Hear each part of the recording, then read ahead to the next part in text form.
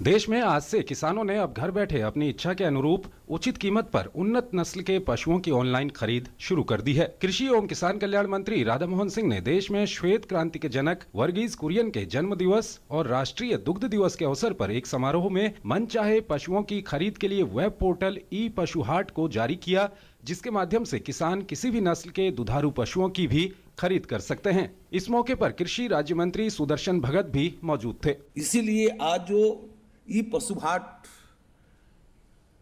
को लॉन्चिंग किया है, और मैं समझता हूं कि विश्व में अन्य देशों में भी होगा, लेकिन इतना बड़ा विस्तार रूप में किसी देश के पास नहीं होगा, जहां हमारे पोर्टल पर 5480 उच्चतम उत्पादकता के देसी पशु इसमें जुड़े हुए। इतनी बड़ी संख्या में नहीं होगा, किसी देश में भी पशुधन हाट होगा भी तो इतना बड़ा जुड़ाव उसमें नहीं होगा। ये बढ़ता जा रहा है। पोर्टल के माध्यम से पशुओं के अलावा फ्रोजन सीमेन और एम्ब्रियो यानी कि भ्रूण की भी खरीद की जा सकती है। देश में पहली बार सरकारी स्तर पर किसानों की सुविधा के लिए इस प्रकार की योजना शुरू की गई है। इस पोर्टल पर प्रमाणित पशुओं की तस्वीर, उसके माता पिता की जानकारी, नस्ल, दूध की मात्रा आदि की जानकारी उपलब्ध है। पशु चारे की किस्मों, उसकी मात्रा, उसकी कीमत आदि की जानकारी भी है। किसान यदि पशुओं की खरीद करता है तो उसके परिवहन की सुविधा की जानकारी भी पोर्टल से ली जा सकती है।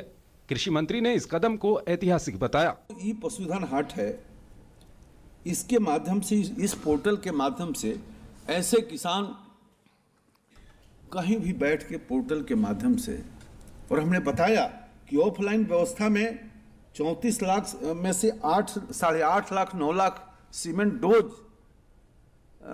बिक्री हुए, किसानों ने लिए। तो निश्चित रूप से यह एक क्रांतिकारी पहल है।